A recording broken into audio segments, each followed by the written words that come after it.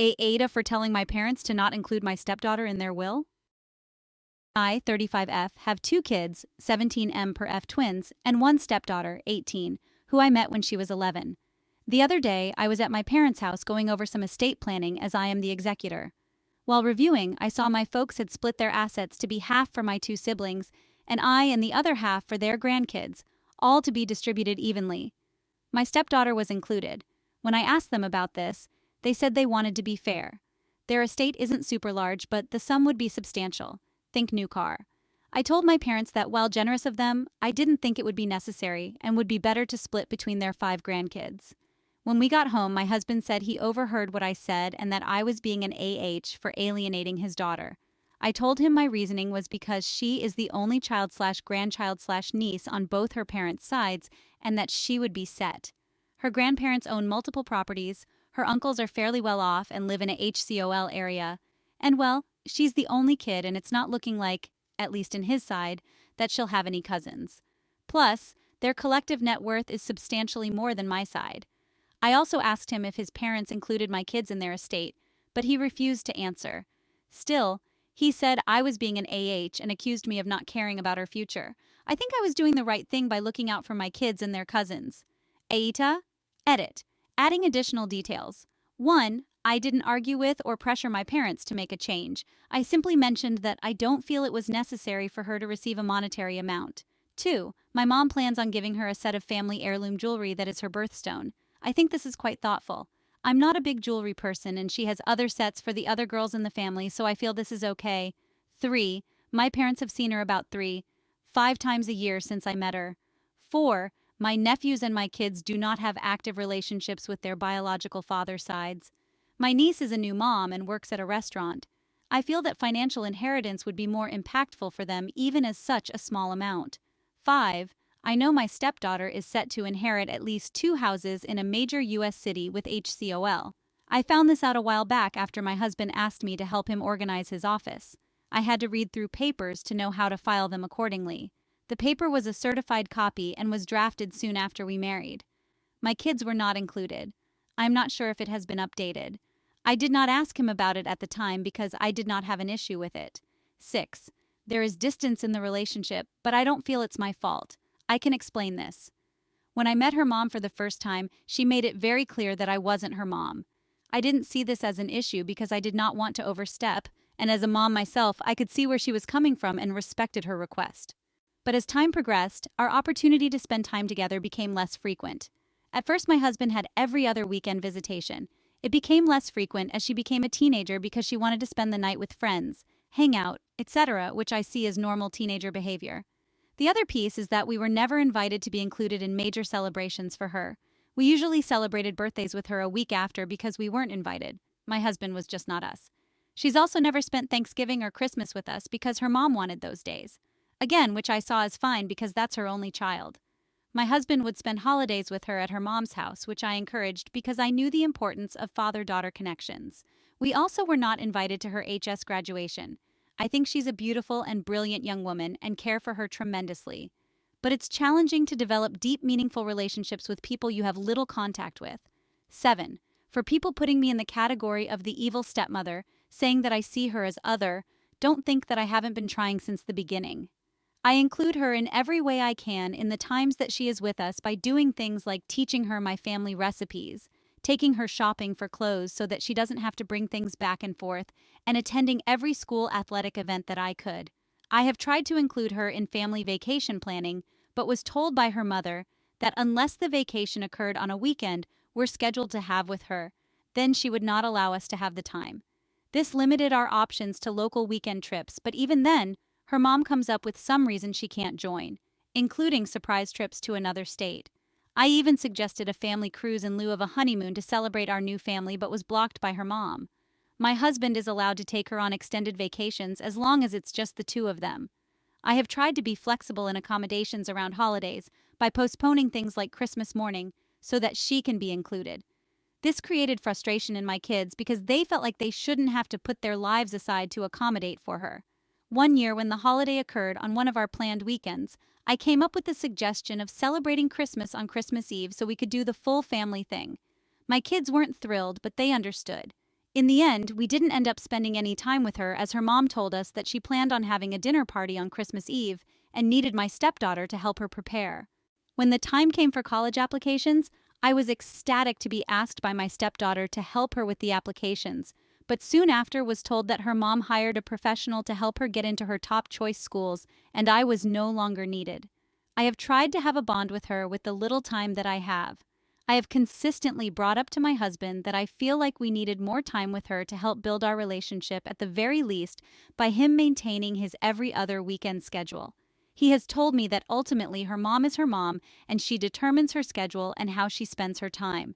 He has also expressed that he fears that if he undermines her mom, then he might lose the time and relationship that he does have with her, and I do not want to be the reason for any sort of break in their relationship.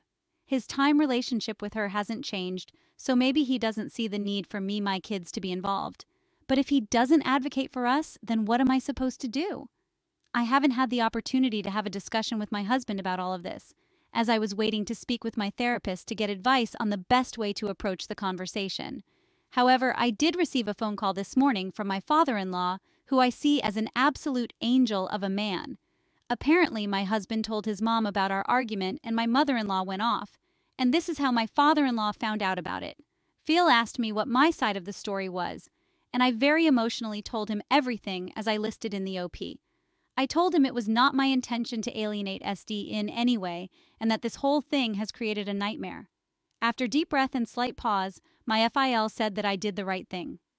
A few years ago, my FIL suffered a series of strokes. He said that this prompted him to want to reevaluate the estate to make sure that everything was in order. He is quite old, close to 90, and has a lot of underlying health issues. He and my MIL share all of their assets, and she is also his POA in case anything happens. And because they have a family trust, he wanted to include her and his sons in the discussion. He told me that he brought up that he wanted to include my children in the family trust. He told me he proposed to allow for 10% of the trust liquid assets to be split between my two kids to help get a start on life. He then said that my mill pushed back very hard, saying that because my children were not biologically related to their family and they should not be considered.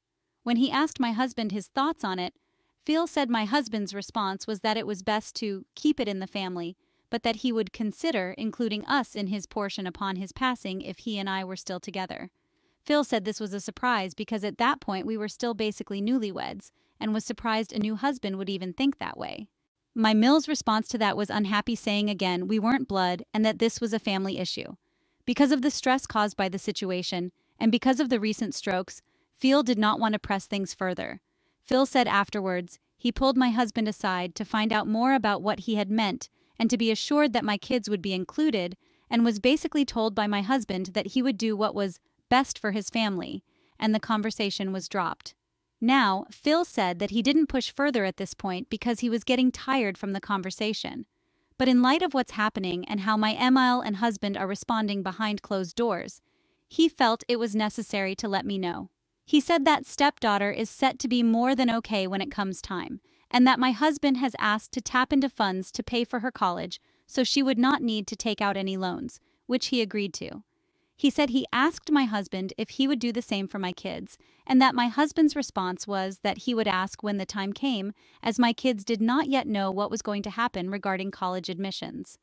Phil asked me if my husband and I had this conversation. I told him that my husband and I discussions about my kids' school was that they would need to take out loans, finish college, and then we would help pay off half of the loans together once they graduated. My husband has never suggested that anything for my kids' college would be paid for through his family trust. My Phil was very apologetic, saying he should have pushed further as he loves us greatly and feels like he did not do enough.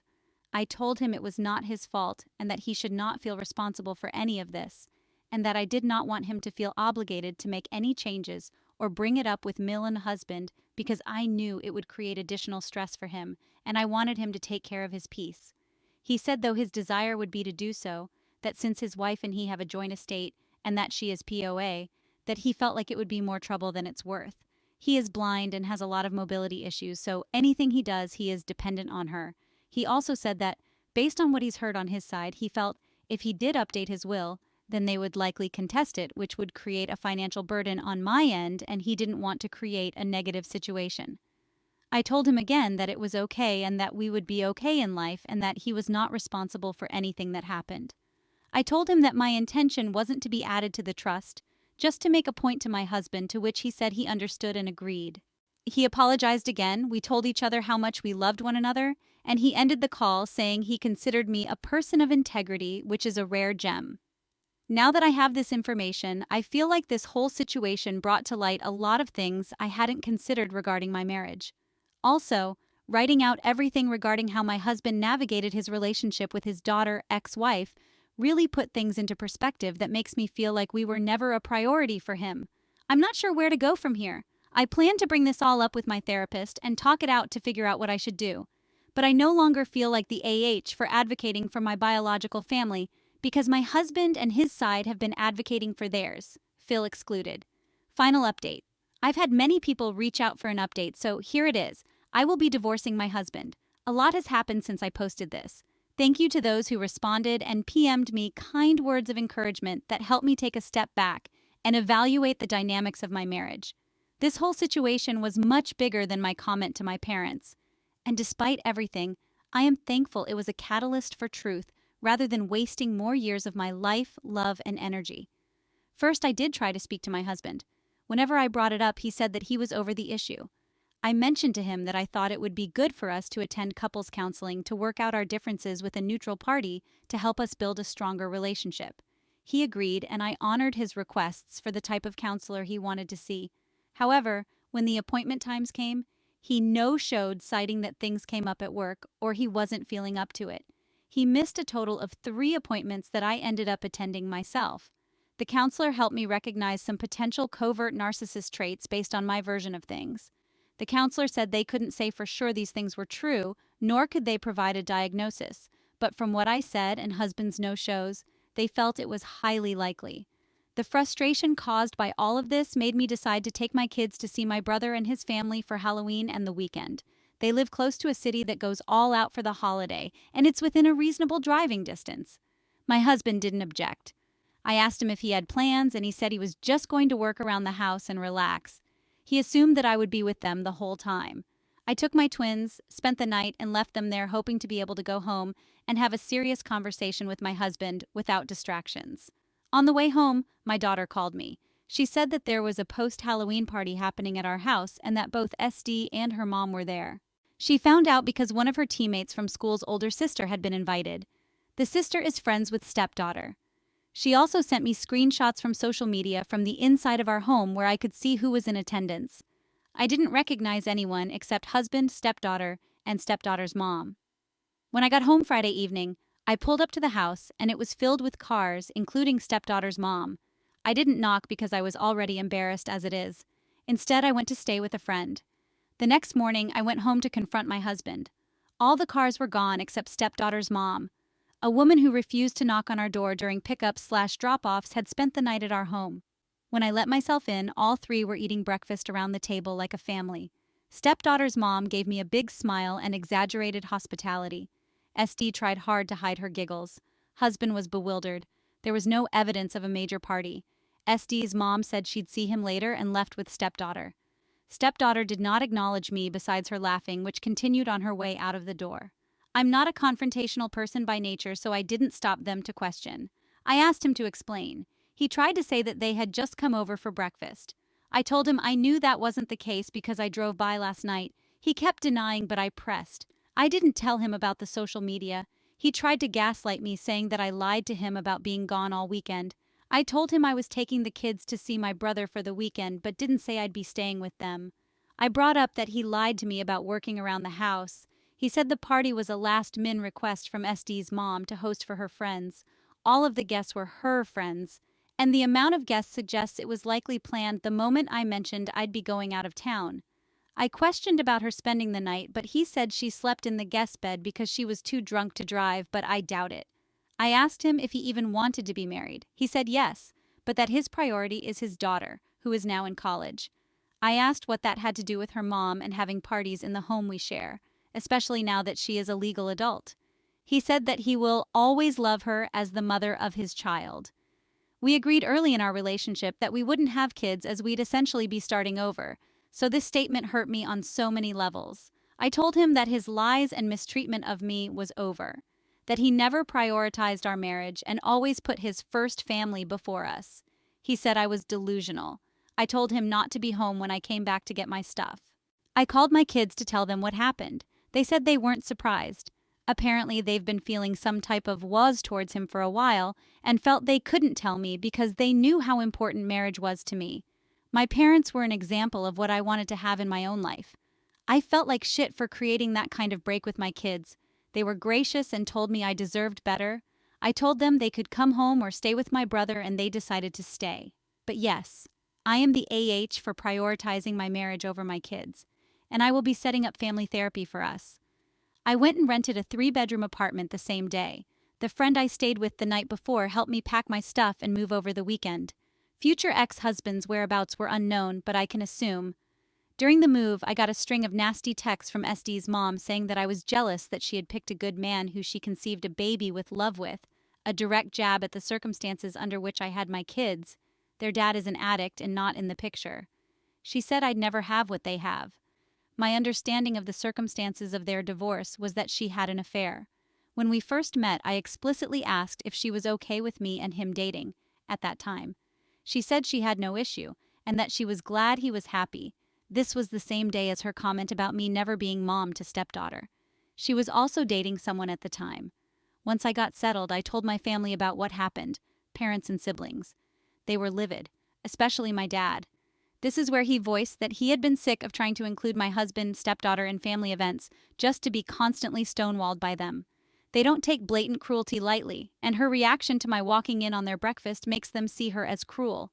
They said if she had shown even a bit of embarrassment or remorse, they would have thought differently of her. So yes, I'm the asshole for overlooking my future ex's treatment of me and my family, for delusionally thinking things would get better, for pouring into people who don't seem to care while I had love and support from my real family. I will say, I don't blame my stepdaughter for this. She is her parents' child. Who knows what was said about me behind closed doors over the years? In that case, she is innocent. However, she is now an adult that can make her own choices. She can decide if she wants to participate in behavior that puts other people down. Maybe she's still young enough to be influenced under her parents' thumb regarding how she treats people. Maybe one day she will realize that she can speak up when she sees bullying behavior by members of her own family, but I won't be around to find out. I still talk to my FIL. He's been checking in on me regularly while MIL is out running errands. He's sorry for the circumstances, but glad I stood up for myself. He told me he will help me in any way he can to make my transition easier. I said the best he can do for me is still be my friend. Now he tells me stories about his younger years instead of us talking about other parties involved. My kids like our new place. They said school is still doing okay and are looking forward to graduating. We decided to adopt a cat, something we all wanted but put off because X hates them. Both have decided to pursue complementing trades and going into business together after college. They said they had been discussing it for a while. They had mentioned it to me before alongside a long list of other possible post-graduation plans, so I was aware of it as a possibility, but now they say it's the goal. I also told my parents that if they wanted to reconsider their will, then I wanted them to decide to do something that made them happy, even if it included stepdaughter. They said they had already been talking to a financial advisor after speaking with my brother since the time of our meeting mentioned in the original post. He encouraged them to enjoy their money now. They want to move to my paternal grandparents' home country, where we have some extended family. Moving will save them a lot of money as the COL is much lower and he can buy land since my dad is a dual citizen. They said if it works out, they'll leave their house here for my sister and her boys to live in rent-free as long as she keeps up maintenance. They also mentioned the possibility of contributing to my niece going back to school so she doesn't have to work as a server much longer. All this planning on their end started just before the Halloween fallout. I told them I'm glad they're deciding to enjoy their money while they're still around. Husband has reached out several times begging me to reconcile, asking for marriage counseling, etc. I guess he thought I wasn't as serious as I was. Said he made a big mistake and put the blame on stepdaughter's mom/his mom for poisoning him regarding our marriage. Told him it was not my problem and that I hope he has the life he deserves. If I could tell my younger self something, it would be, don't ignore the red flags. If things feel off or unfair, then they probably are. Don't prioritize people who couldn't care less about your feelings or overall well-being. People can change, but it's not your responsibility to help them. Invest that energy in yourself. I'm so glad I kept my job income despite my husband's request for me to be a housewife. If I hadn't, I wouldn't have been able to leave as quickly as I did. In my opinion, she is not an asshole. What do you think? Comment below. Subscribe for more interesting stories.